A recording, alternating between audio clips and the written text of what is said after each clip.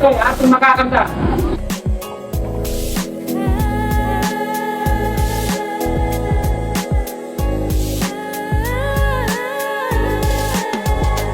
Kayo po na nakaupo, subukan nyo namang tumayo. At baka matanaw ninyo ang tunay na kalagayan ko.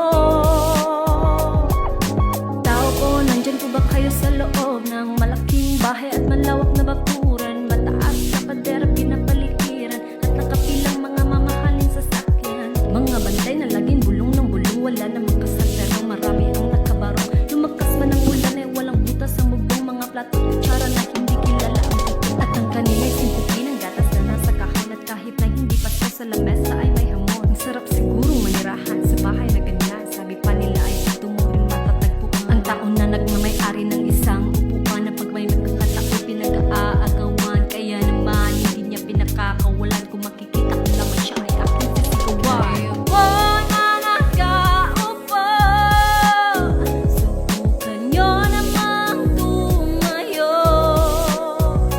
At baka matanaw ninyo ang tunay na kalagayan ko.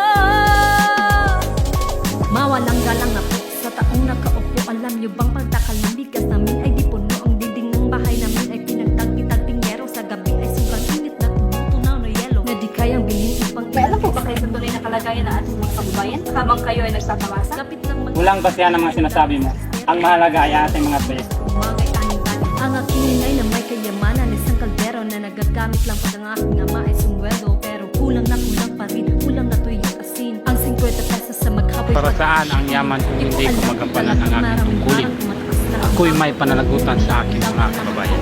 Kahit sa dami ng pera nyo, walang doktor na makapagpapalinaw ng mata nyo. Kaya wag kang masyadong halata, bato-bato sa langit. Ang mata ay wag magalit. O bato-bato sa langit. Ang matamaan ay wag masyadong halata. Wag kang masyadong halata. Salamat, Mayor. Sana magpatuloy ang inyong pagbabago. Ito ang aking tungkulin. Hindi ko kayo bibiguin. Salamat, Mayor. Masyadong